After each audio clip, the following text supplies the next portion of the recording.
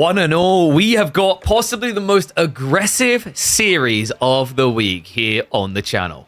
Welcome back to Midweek Muster 15. Vortex versus Kiljardi in the quarterfinals. A best of 5 between these two brawlers. Kiljardi starting with a civ that you wouldn't think of brawliness for. Abbasids. Meanwhile, English in the hands of Vortex, something he should be warmed up on, considering he just had a whole weekend of only this, not to mention a week of practice before that, where it was relentlessly English picking. English looking pretty good on this map as well. Funnily enough, Kiljardi, it would have been his pick, but Vortex snatched it away from him early on in the draft, right? In fact, I'm looking at the order of things. Yeah, third pick coming in for Vortex. So before that, HRE, Roos, Deli, and Chinese had already been picked. So, pretty solid, sly way of doing it. English has looked pretty stable on this map. I'd say the top picks so far have been English and French, without a doubt.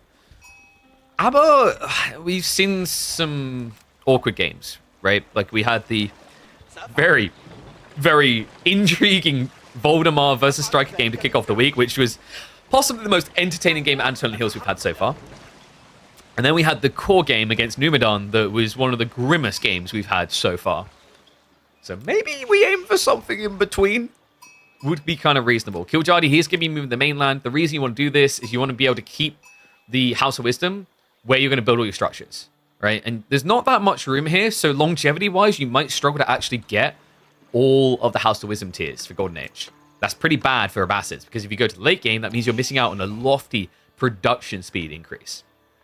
So, cool thing about this as well, the reason this is so important is you might be able to like counter-argue me and say, oh, there's enough room here, KP, for you to get like the full structures for Golden Age free. Get 60 structures here.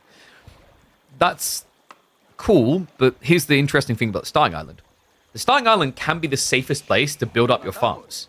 So, you build farms, you're not going to get Golden Age connecting all of it. Right? So think of this as like later farm area for Kiljardi. He might build some farms over here because likely we'll be looking at 2 TC.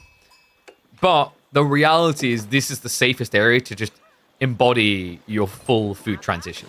And that's why we've been seeing English look so solid here, is they just start setting up those farms at an early point when everyone has to move out to gather sheep in the meantime. Abbey of Kings coming. Military wing on the other side for Kiljardi. Oh, a little bit rough on the wood. Yeah, he's actually came maybe a little bit too soon with the House of Wisdom. So doesn't have enough to actually build up the mill yet. And no, this is called Anatolian Hills. But we define on this map 2 areas: starting island, mainland. That's the easiest way to think about it, because this really is like a much smaller area. The main points of contest will always be on the other side of the river. And reminder, there is no shallow here. You have to build a dock, get a transport ship out to get across. Now, why that's quite interesting compared to shallows or a bridge is the fact that your sheep are going to be stuck on this side, unless you go pro scouts. Which means, in those cases, you're going to have to take quite a bit of risk with your economy. You might be thinking straight away, go 2 TC. In fact, that's what Kiljardi is going to do. But going 2 TC can you leave you vulnerable here? It's important to remember that Vortex has recently shown a propensity for going for all-in feudal plays with Abbey of Kings. And with your opponent going 2 TC, it's the perfect environment to do it in here, because of how disconnected his base is going to be. Yeah, and we're not seeing Vortex go into the stone. I don't think you really benefit that much from getting into a TC race here, per se. It's a bit weird against Abbasids. Like, you know, they will be able to potentially get the TC cheaper if you haven't scouted for the eco wing / melee wing. And then on top of that, fresh food stuffs is a big deal. Just kind of gives them that extra fine line to flirt where they can go into additional military units while you slow down. You have a hard time reaching Golden Age like this? You have more potential, though, than if you build it at home. Remember what he said, like in the late game, preferably you have all your farms here. This is the safest place on the map for you, because all the objectives that should really matter now are going to be on the mainland. The other reason why you place it here, actually, is to diversify the interest of an all-in for your opponent. If you build TC and House of Wisdom here, he can rush you and kill you. Same logic for other civs. When you divide the landmarks like this, it divides the value of an all-in, right? There's still potentially a recovery arc. And what most players discovered, actually, is it's better to all-in the mainland, because then, even if your opponent has a recovery arc, they're incredibly limited here. Only 4k gold, no real food to speak of, only 1 stack of stone. Kiljardi, he is going to be on the move, but we already have the longbows coming in, so it is going to be the full infantry comp. He basically went for the Abbey of Kings to guarantee that he'd have a healing aura, So over time, the trades can be beneficial here.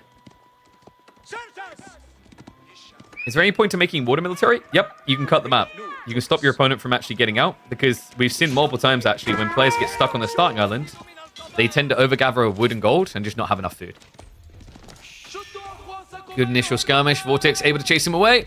Spearman basically already dead. That means both the archers are definitely going to die as well. Kiljardi is switching into horseman. Unfortunately for him, yeah, he didn't see. He did not see the racks. It doesn't look like he got close enough. Otherwise, you wouldn't really want to be going horseman here.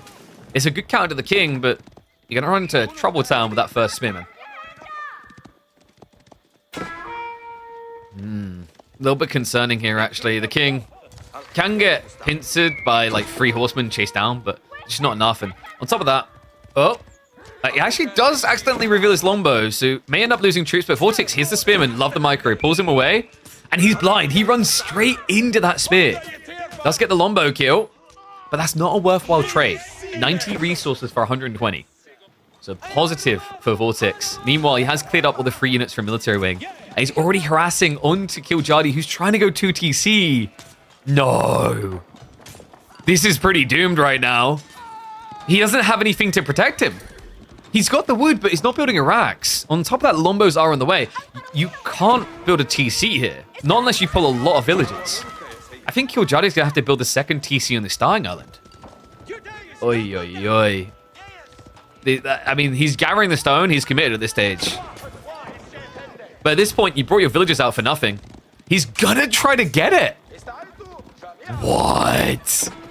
That is wild. King goes in. He's low on HP. You haven't really got the time to shoot him down here. Spearman is going to be able to start cleaning up the horsemen. He is just trying to flood them out. Maybe, just maybe, he can kill this off quick enough. Here's another spearman coming. The king is going to have to shuffle away. Gets the recharge in. More troops are on the way in. It looks like Kiljardi may have got a stay of execution here, but it's kept him locked in on just horseman flooding. And Vortex has plenty of spears coming. Could he get back in time? I actually think he could. Those earlier worker kills have kind of killed the timing for Kiljardi. He's still, what, about 30 seconds away? I'm a little bit surprised, actually, Vortex isn't going in. He doesn't have the vision, though, right? He does. You know what? The reason why Vortex isn't going in is he assumes that Kiljardi already brought more villagers. Because in this situation, you panic and bring all the villies. So, like, while it seems like Vortex is missing a golden opportunity to end the game, it's because of what he doesn't know. Now, you could argue the scout could have went deeper, which is a fair point. I'm not sure why Vortex didn't send it deeper, actually. I mean, the scout is half HP, so there is a risk horsemen will chase him down, but with multiple spearmen here, I don't think he has to be that concerned. And yeah, Kiljardi done the best of the bad situation, but the reality check is Vortex doubling down the spearman afterwards kind of invalidates the play, right? He has got archery range coming behind this, but that is going to be into longbows, remember. And he's going to try and use the horseman to intercept. Probably his only option here. Siege engineering already on the way. Vortex, someone who's apparently more willing to play the later phase of the game, isn't looking to go deep in game number 1. Yeah, these new maps like Anatolian Hills historically are places where players like Vortex do thrive because of the rapid iterations through games. I don't know how true that's remained more recently. You have to remember Vortex, his bro isn't really playing anymore. It used to be that Lucian and Vortex are the most fearful, or rather the most scary to face on new maps because of how quickly they go through the new map and figure out the meta. But mainly his screwing partner nowadays is Beastie. I'm not sure what Beastie's screwing process is, per se.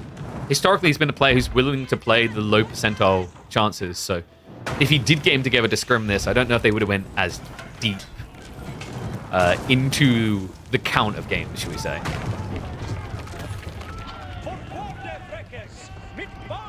And yeah, I guess you could think of this map as like a tame version of moving out, or more like migration, I guess. Migration is a fairer assessment. I think it's a better version of migration because where migration fails itself, and it's sad as well because I think migration is a really cool map, where it fails itself is the fish. The fish makes it silly. Whereas this map doesn't have more than one shoreline fish. We will get some little boat aggro on both sides as arch ships do come in. Did have to pull the villagers away due to the harassment. We noticed a lot of players building a little bit too close to the coast and getting punished like this. So Vortex had the quick reaction. We're about to scare him away. Meanwhile, we have got a second ram being built. If Vortex can beat his opponent up with 3 rams here, that TC goes down, and there's the third. This is important. It's the golden number. It's hard to actually out-repair triple ram. In fact, statistically, it's impossible with 8 villages. With the old TCs with a little bit more space, you could argue 3 rams may struggle, but not now. So he's going to start moving in. Another interesting thing, I'm pretty sure if I remember correctly, the King's aura does affect rams, so if one of them gets low, he can just peel it away and heal it up. It's so doing. Little Lombo. Steel Dagger is already there. Undermesh is about to come in, but he jumps a little bit too soon there. Yeah, he needed to wait a few more seconds, but he hasn't got any time to wait. Look at the damage the Rams are already doing. TC about to go down. The Lombo herd has not been thinned enough. Nor is the Spearman. Still 6 of them in here. So Town Center gone. Vortex is only 5 villages behind, but he's a whole military army ahead. And too far ahead, because Kiljardi's dead. A fast beginning to this expected aggressive series. Ladies and gents, we might have a flip in the aggressive roles for game number 2 of our quarterfinals. Kiljardi now and Jean, Vortex with the Deli. A matchup that historically has looked pretty damn good for Jean, even if in real life history it never happened.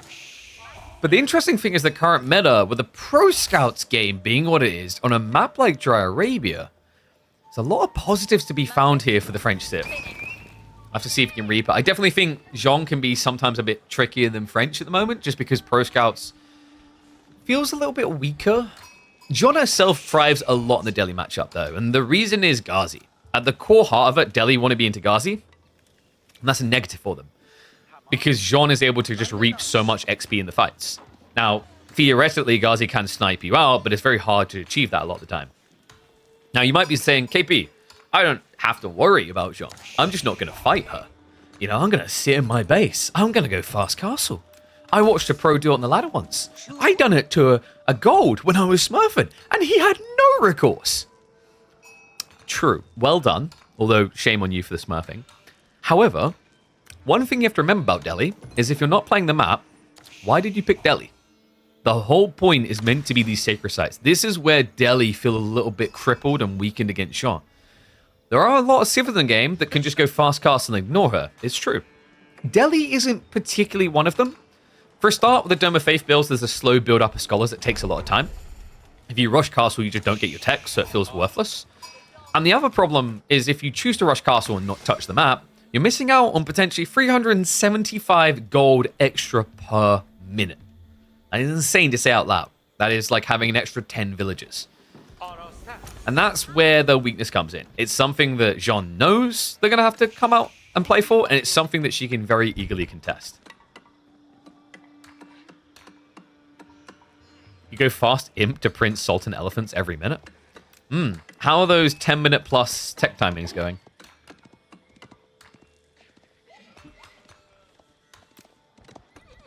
How's the sheep looking as well? Oh, no. What? Oh, that's wild.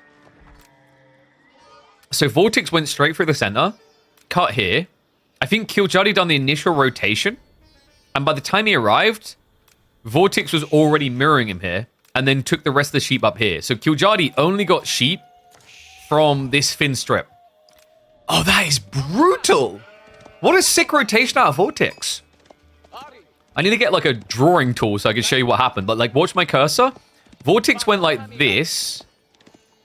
Kiljardi went like this, it seems. He circled around his base like some players sometimes do. Because with Jean, you need to get those initial sheep and drop them off because she's going to eat them. But for Deli, you don't care. You're not coming home. Vortex completely peeled him apart with that. That's 20 sheep to 4. Now, in a previous meta, that would be GG. Immediately, game would be over.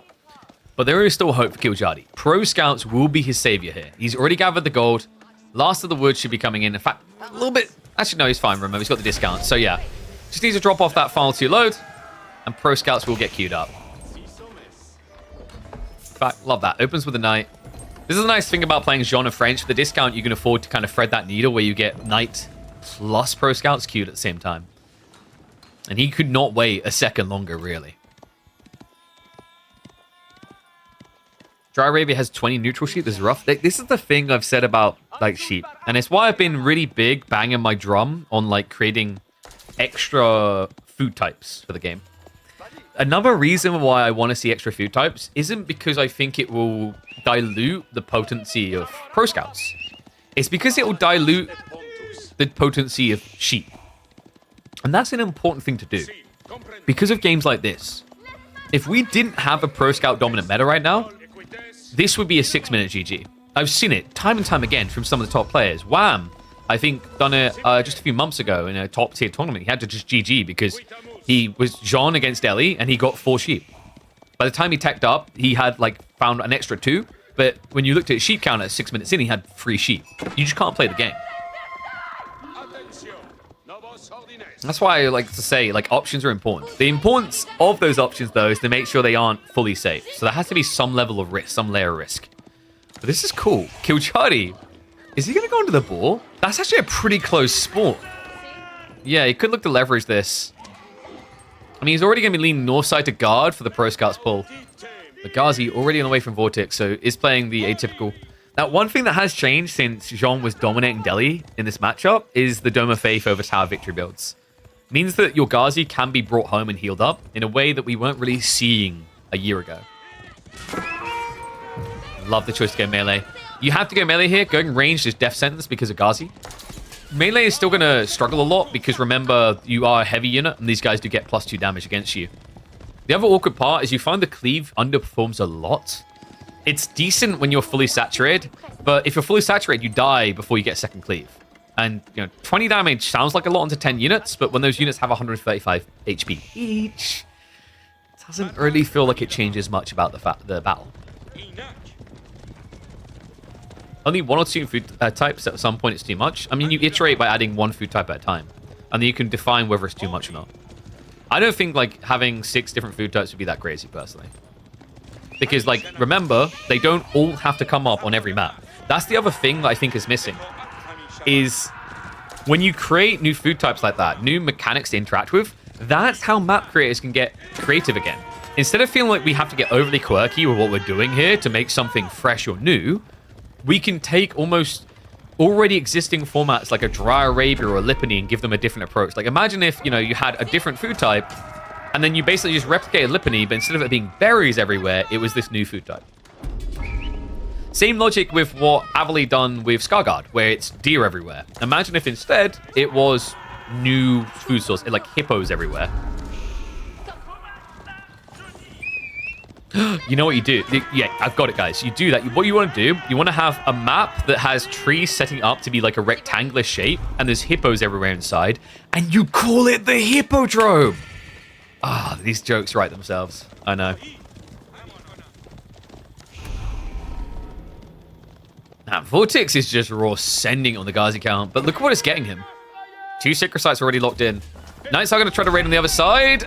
Doesn't quite get that kill. Textiles keeps Vortex's villager alive, and now we do have the Spearman transition. Good news for Kiljardi, he did at least scout that.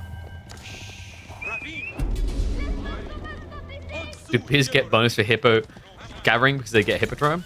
Sadly not. But, wait, did Numidians eat Hippo? Do we bring in the Numidians?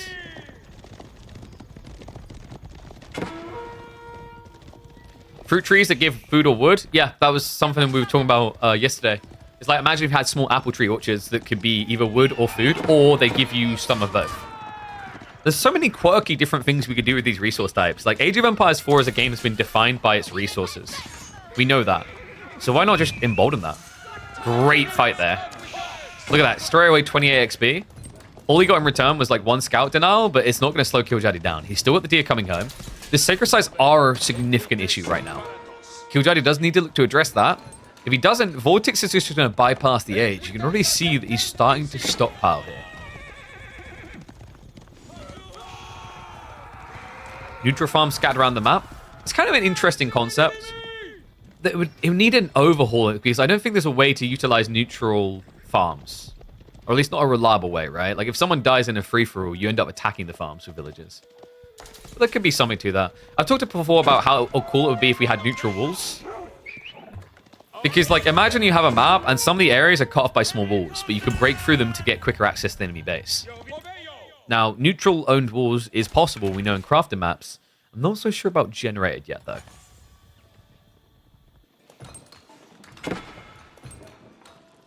Knights and Archers. Kiljardi just going for the standard format here. We'll counter what Vortex has, as long as the numbers aren't disingenuous.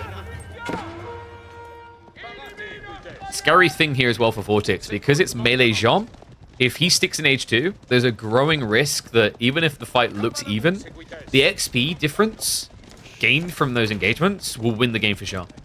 We've seen, you know, of the two forms, range Jean can't just win the game upon level 3 in Feudal. Melee Jean is capable of that. The damage is ridiculous. What's going on? We do have pro scouts coming in as well now from Vortex. Meantime, though, Knights have found their way all the way around the back. Charges are going to connect, but formation shuffling helping Vortex a little here.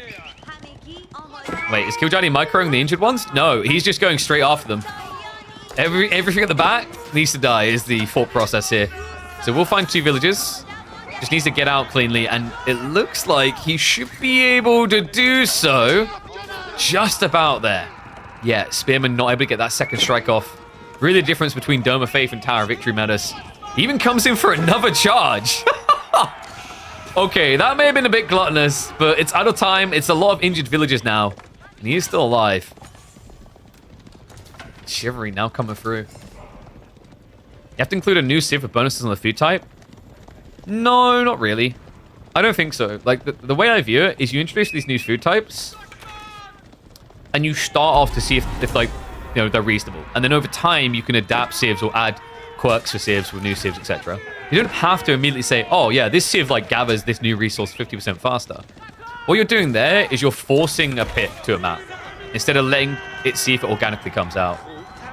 Knights did get caught off there. He was chasing again, wasn't quite able to find the kills. And what's that? The idea of like a mercenary encampment where you can pay gold to hire a set of units? Yeah, or like maybe you just have neutral objectives that when you take it over, it sends something towards the enemy base. I like that as well. I was playing this game, I think it was Eye of War, if you guys remember, back in September, where like if you took control of, like if you beat the bandits, you took control of the camp, it would then start sending enemy units towards the enemy base. It's kind of a cool idea. Almost had like a slight MOBA-esque creep wave logic about it, but not in like an overly oppressive way.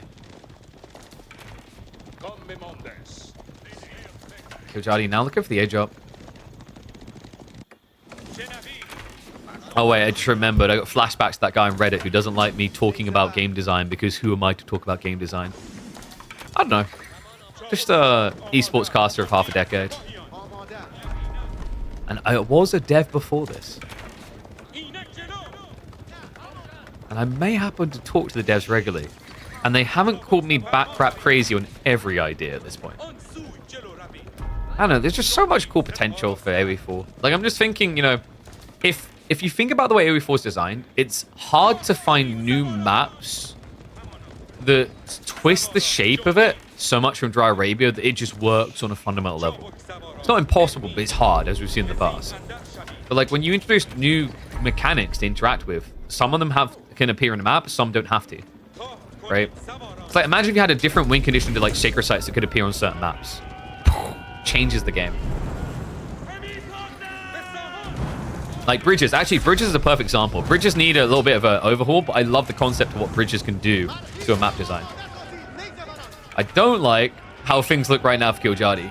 Choosing the age up may cost him dearly. He went Guildhall. Oh boy. Vortex, he's going to dive right in. 3 sacred sites locked in. Kiljardi about to be pop locked. He can't defend this right now. It's so many spears and archers. Ghazi diving in as well. I mean, even if you get level 3, this might be that one situation where it doesn't count for anything. She gets sniped straight away. Vortex!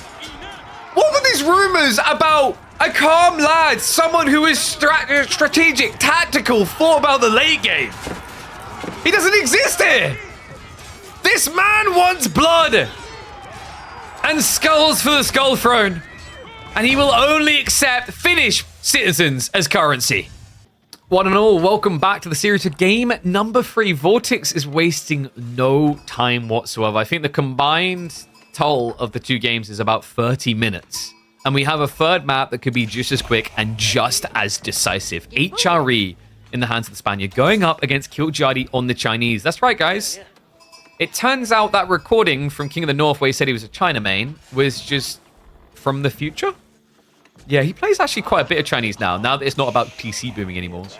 A good map for China historically as well. Frisian, just a very defensively oriented map, but dangerous in terms of your opponent here.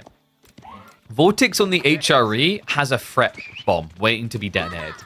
And that threat bomb is if he gets enough sheep for for lacking pro scouts and going Burgrave. Because then if Kiljardi goes pro scouts himself, Vortex can just vomit out men-at-arms to kill. So very important that Kiljardi does not lose the scout race here. And right now he's shadowing behind his opponent, which is not feel ideal at all. Funnily enough, the berry bush kind of actually helped him out a bit. Kiljardi's kind of pacing ahead here. But at some point, there's going to be a cutoff. The problem is, I don't think Kiljardi knows that it's 2 scouts. Oh, that is dirty. I love this from Vortex. He's keeping the door open for that Burgrave build we talked about. If it was bad, he just goes pro scouts. If it's great, we're pounding all the way to the bank. So Vortex brings the goodies home. Kiljardi is now following in the footsteps of the other scout. Meaning, wait. Meaning nothing. Okay, that's kind of wild, guys. Kiljardi won the scout game. He's got 21 sheep compared to just 19. Now, admittedly, with 2 minutes in the game, Vortex has been gathering quicker off the sheep due to the gathering speed buff. So there's a big discrepancy there. But going 2 scouts, just a 50-50 split, the map is terrible. And China definitely has a slight edge with their ability to see before you see them, but still, what a play by Kiljardi. Rotation paying off dividends to the maximum, and now Imperial Academy to make sure it gets paid in an even bigger way here. I wonder, does Vortex try to play anti-pro scouts now? Because this is the thing, you can't really rush pro scouts like China can. Between the taxation, between the supervision, they just tend to get there a little bit quicker. So often if HRE is worried about pro scouts, they tend to open with like spearmen to stop their opponents. This isn't many people onto wood, actually. The Archon placement as well suggests we're looking at fast castle. I mean, is it fast castle pro scouts though, is what I'm wondering. Because FC doesn't feel that encouraging with 21 sheep, I want to say. I mean, it would be enough to kind of thread a Burgrave timing. It just wouldn't give you much runway.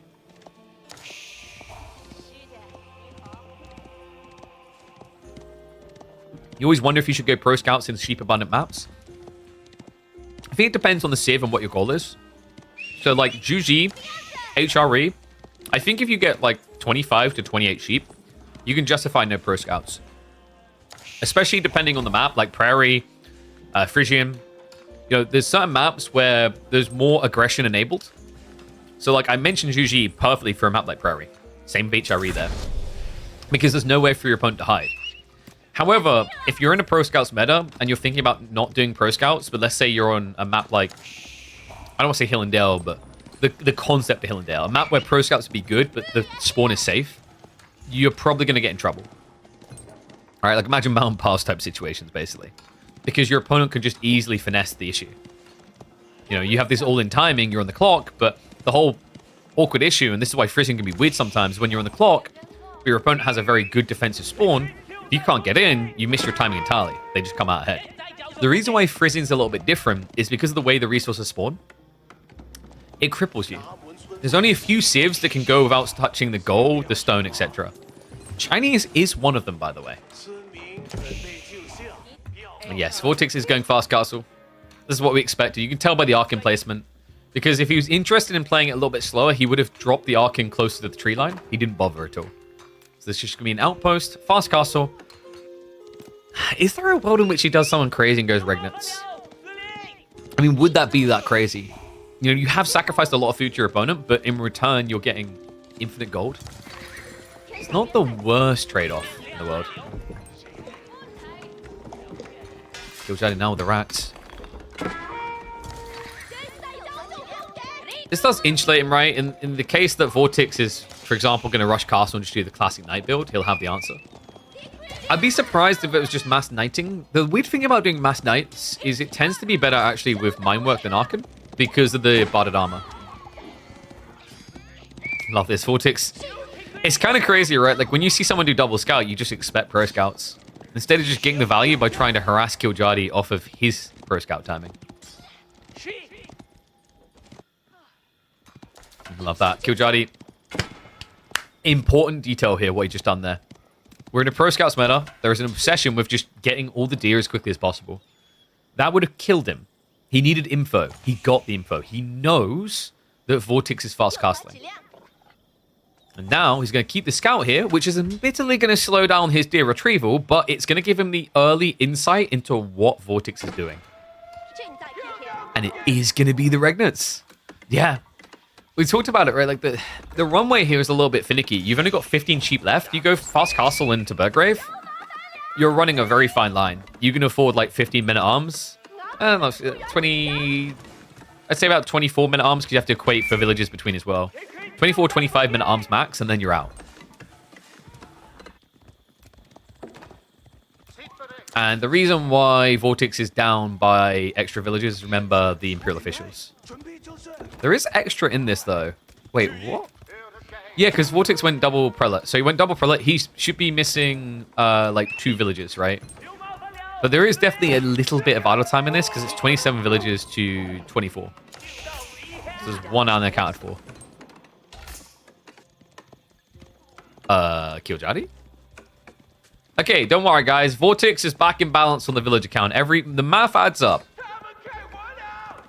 Wait, dude, he's not even producing villages right now. He's so busy figuring out where he wants to place the Barbican. Are you kidding me?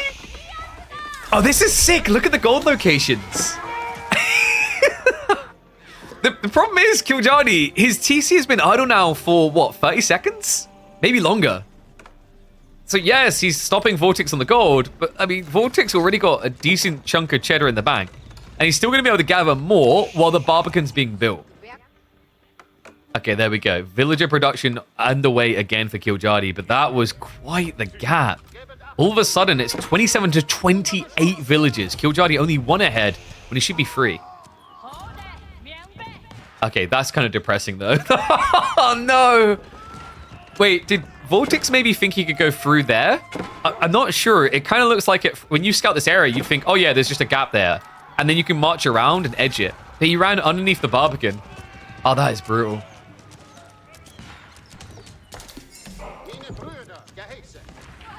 Now it looks like we're going to have to react to this. So Stable's coming in, Archer Rangers as well.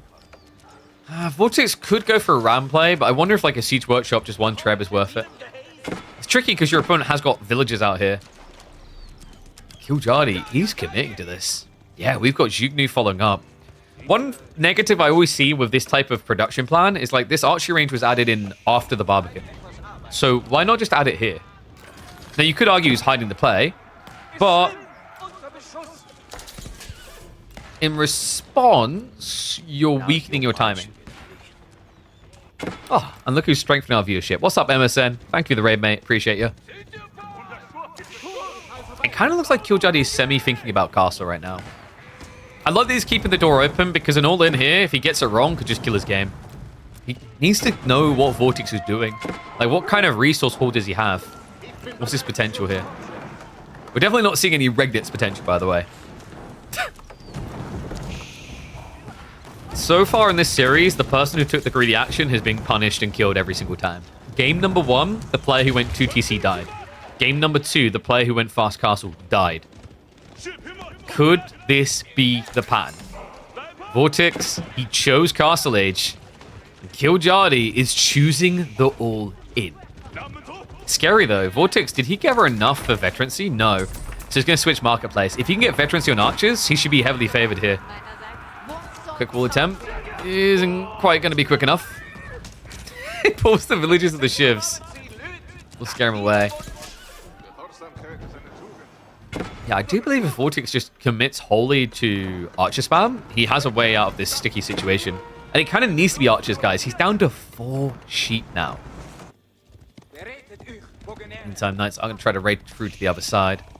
That Song Dynasty is starting to build up a lead, you're noticing as well. Vortex 31 villages. Kiljardi now at 38. It works quickly.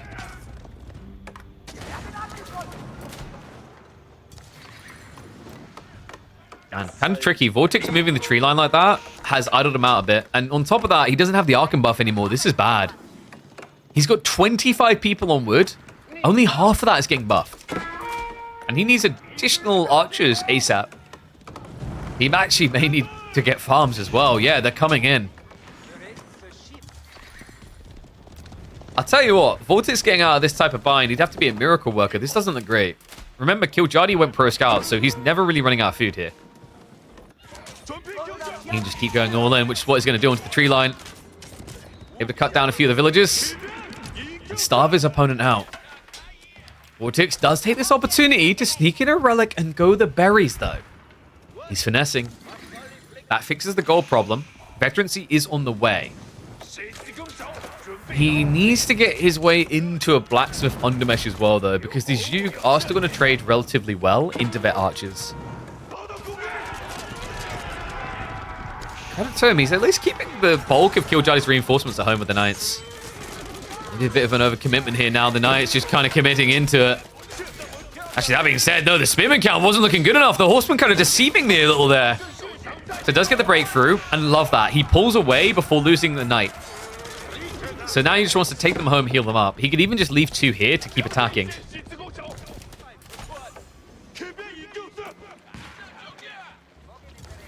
Ads are hard? No, Kiljardi's hard. Look at him go.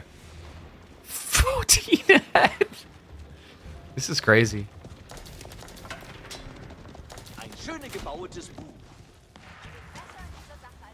Farm's starting to lay in for Vortex. Means he is starting to stabilize.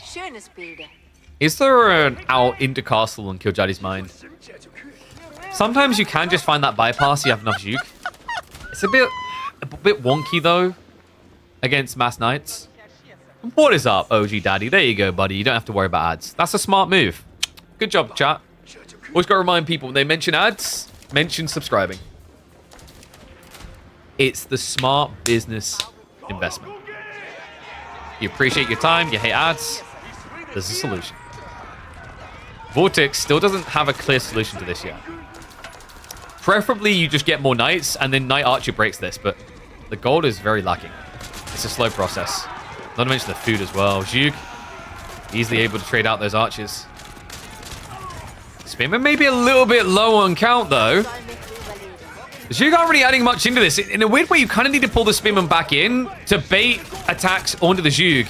And yeah, I think that's what he's starting to do a little here. He has that one Spearman left alive. Extra trickling in, and Vortex down to just 2 knights. Uh-oh. I'm getting a bad feeling about this for the Spaniard, but a good feeling for the series. With the first game on the board for Kiljardi, and you got to be feeling like you can taste it at this stage. He's going to be going with the Siege Engineering. Okay, so sick play here would be Siege Engineering, double ram, kill the farms. The farms are actually the lifeline right now for Vortex.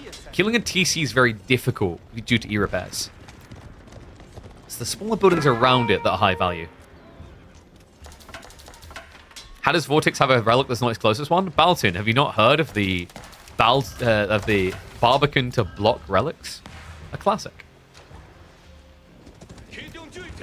You're subbed and you saw the ad, except you're not because you don't have the icon next to your name.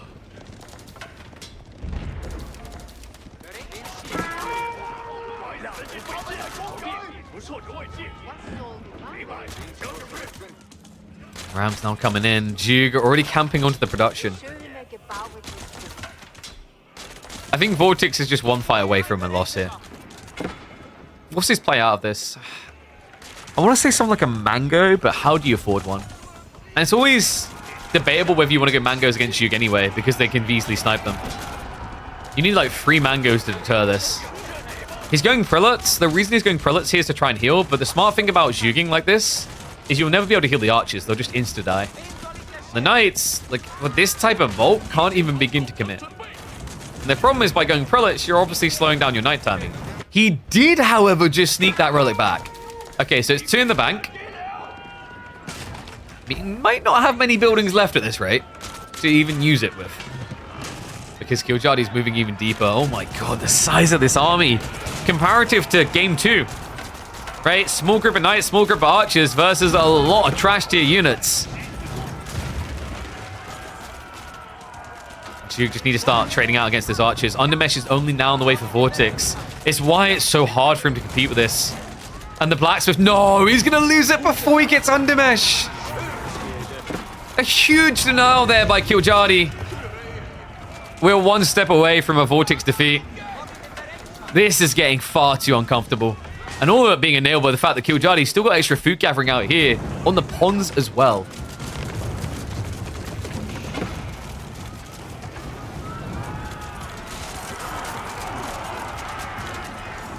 Archer range is about to be gone as well. Dive comes through just as Vortex was getting ready for a healthy farm transition. I mean, there's nothing healthy about this, right? That's like someone coughing up blood and going, yeah, I'm so healthy that, like, I've got so much blood, I've not got enough room for it on the inside. So I have to keep it outside, too. Like, wait, what? This is a death sentence, and he knows it. We're going to be seeing another game. One and all, we have got a big question mark on this series now, and that question mark is simple. Who wants to be greedy? Because they have to be sensing it by now. A battle between 2 of the most prolifically aggressive players in the history of Age of Empires 4.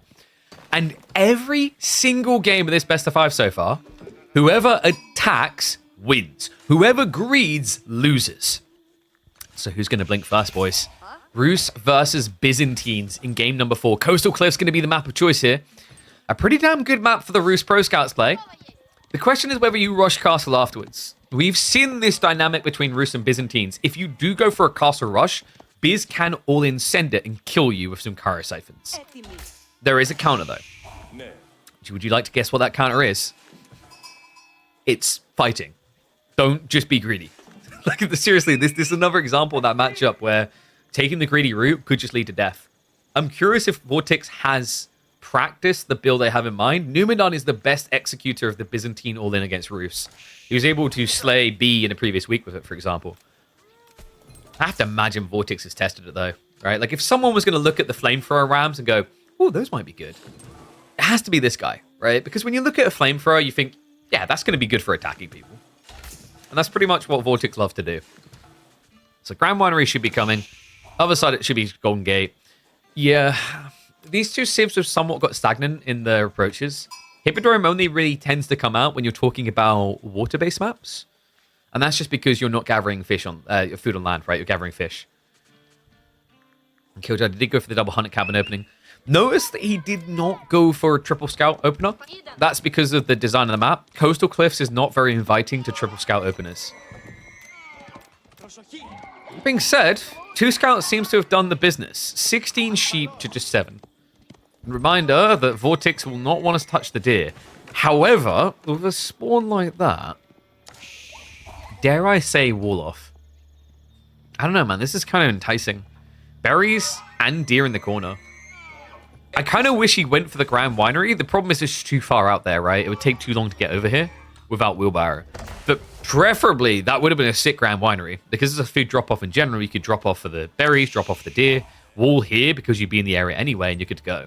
The reason why Vortex didn't want to do it is... And sorry, let me flip the score. Vortex is lead the series. Good catch. So the reason why Vortex didn't want to do it is you want to have more and more villagers generally moving over to your berries on the opening. So if you send 4 villagers out to build the Grand Winery here, it's not going to stop at just 4. You're going to add in the 5th, the 6th, the 7th, and 8th. And without wheelbarrow being an immediate prio there, you're just going to miss out on a lot of gathering. Even with wheelbarrow, you're going to miss out on a lot. Meanwhile, Kiljardi doesn't really have to ever worry about wheelbarrow. Rooks, honestly, can you name me another civ in the game that can spend 20 minutes without touching a gold vein and can realistically go 15 plus minutes without caring about wheelbarrow? I'll wait. There's only like 1. I'd say usually around like 10 minutes, you start to get that inkling to get wheelbarrow, because usually you're going horse archers then, and you want to try to boom, boom, boom into the tree line. Chinese, there it is. Actually, that's not entirely true, is it, chat? You forgot. China will touch the gold straight away because they don't build an imperial official. But this civ immediately builds 200 cabins and never looks at the vein. See, you guys, like, there's a pro. You're thinking like 4 or 5 minutes in the game. You forgot about the first 2 minutes of the game. You need to gather 135 gold as China. So you will be touching that vein. Unless you're in a team game, and then you can just wait for someone to tribute you. Actually, no, you can't, because I think you need a marketplace for that anyway. So Pro Scout's coming through. Just 35 seconds out. Vortex is going to try to go for the blocker play here. This can be a little bit tough to achieve, especially with this type of spawn. Coastal Cliffs tends to be very generous on the initial deer being close to base. Interesting thing here, Kiljardi didn't try to deer shove. That could hurt him a little bit, actually. The first Limitano is almost here. If he deer shoved, he would have had the deer here, which is pretty much just home. There's no easy way of blocking at that stage.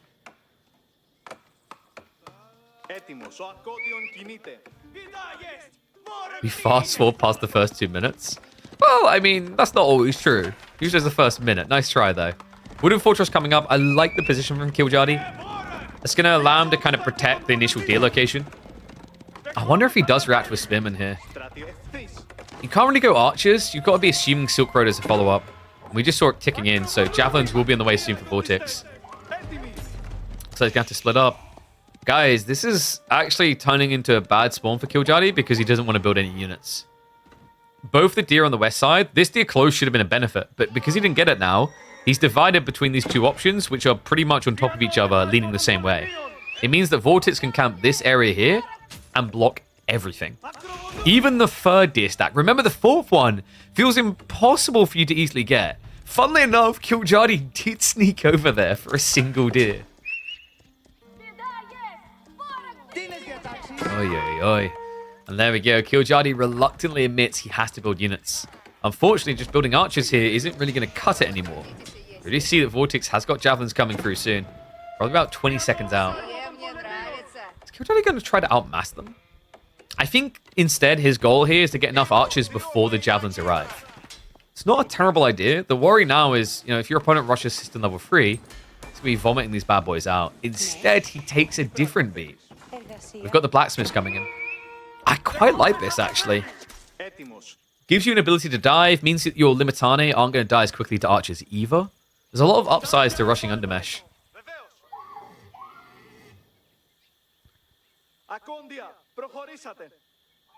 So Limitane are going to leave. Archers starting to bulk up a little. He does at least have the Wooden Fortress to buff that further, and it's going to be a triple archer range build. Is this the classic 50 archer Kiljardi? It feels like it. Vortex, there it is. Undermesh queued up. He did build the blacksmith in range. Yeah, he just about clipped it for the Dialecticus. I kind of love the way he's optimal about this. Keeps all the space over here for the groves later. Vortex is committed. Yeah, I've never seen him do this before. Right, Baltoon? You didn't experience him doing these type of all-ins on the weekend at all, right? Right? Actually, credit to you. English-French matchup. There's a few games there where you forced him to be Call of Duty camper boy.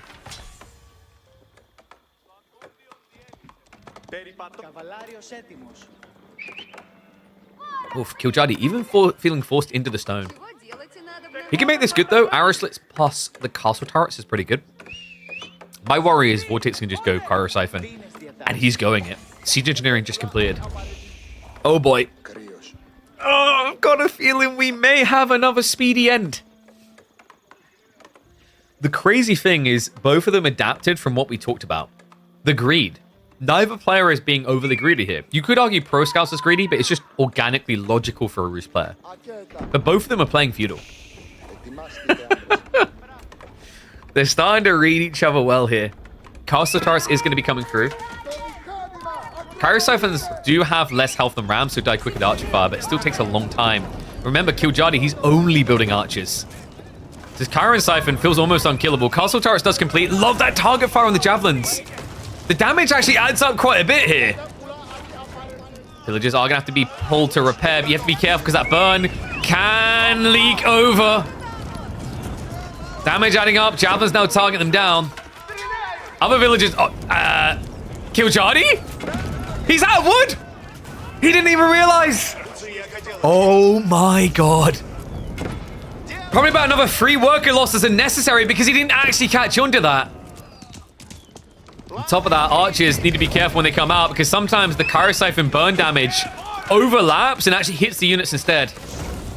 Repair crew working hard here, but the health bars are suffering for it. Wooden Fortress goes down. Kiljardi, he does have archer advantage, but he is so far behind on economy. It's a 10 villager lead. Vortex with 50% more economy at 10 minutes in the game. Oh my god. And yet, Kiljardi, he tried to siphon some kills. He found the gold workers. He at least made it a little bit less grim. But even with those 3 worker kills, he's still over 10 behind. Oh my god. It's Biz Eco and the... Yeah, like, Biz Eco sucks, guys. Like, dude, can you imagine having a bunch of people who, like, complain that they need a water break so that every time they should work, they just walk over to this giant thing and just dunk their head into the water? Like a bunch of useless goldfishes? There's no way that could be better than just not feeding and drinking your people and leaving them on the tree line the whole time, right? Wait, what do you mean they work 14% faster? But they keep taking breaks. Wait, so British tea breaks are efficient. Ah.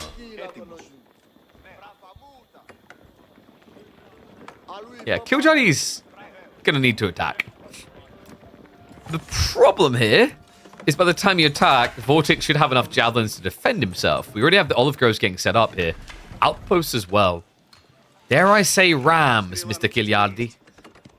Should be the next priority after the Steeled Arrow.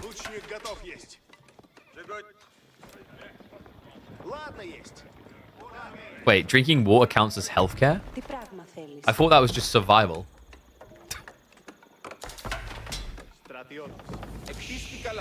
That's like letting someone have oxygen and going, wow, you got a fancy life. Yeah, maybe in like the year 14,000, when oxygen is genuinely a luxury and everyone's using like fabricated air. So Kiljardi right now is trying to basically delay his rotations to catch Vortex off guard. The problem is this outpost dismantles all the plans. He's seen wherever he comes. He can't go castle either. We're looking at an all-in attack. Vortex is being slightly greedy with a castle intent, but he's done enough damage that it doesn't feel overkill. And remember, the beautiful thing about being Byzantines, that everyone will hate you for, and they should hate you for it, is the mercenaries. Just by gathering the food for a tech up, he's still going to be scaling an army. And the sad reality for Kiljardi is the units that he's going to be scaling are the direct counter to what you're building.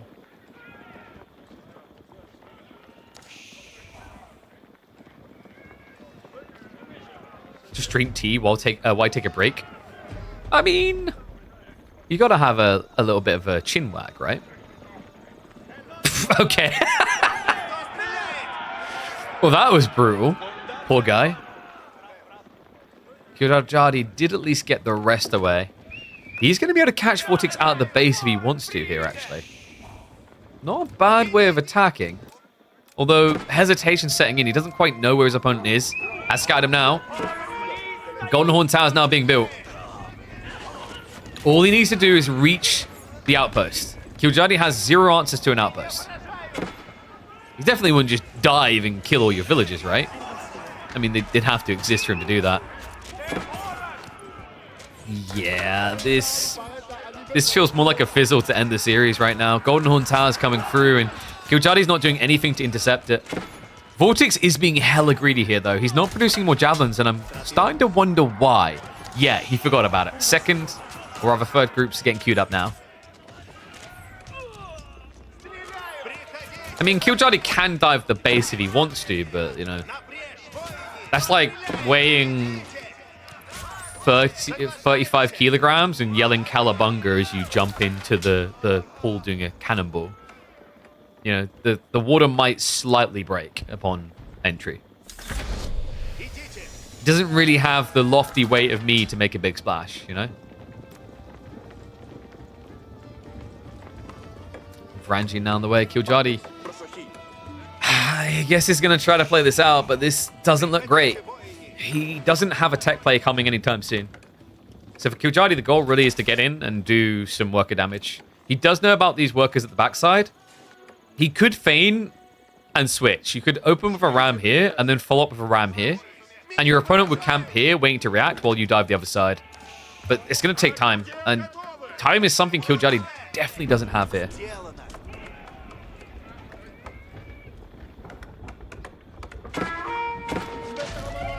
Love this as well. Vortex just not giving him any space to breathe. Clears him away, and now you're going to send the troopers in to clear up the ram. So, yeah, just a wasteful 200 wood. Didn't really do anything.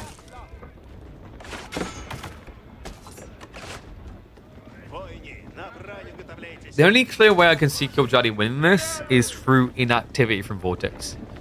And guys, if there's something we can say about Kiljardi, like Vortex rather, someone that he's definitely not is inactive. This is one of the most present players for the first 15-20 minutes a game. He doesn't know how to chill. I wonder if there's an element of paranoia from Vortex. Like, okay, where is he and what is he doing? Why is he not attacking me? Kiljardi is rotating around the back. Now, positives for him on this? It's kind of a dumb positive, but it's actually brilliant. Vortex has less targets to hit than Kiljardi does. So, you know, you can idle his eco, but he can garrison 23. That's 2/3 of his economy. Vortex can only garrison about half. Actually, less than half. Javelins are going to dive in. At this point, he's wondering where the hell is he, and he does see him due to the outpost. Vortex will start to seek shelter. Archer's able to find 2 kills. Needs more. He's going to rotate to the back, because remember, he just revealed himself in the enemy base. Vortex may have just overextended. He's going to move off the gold here.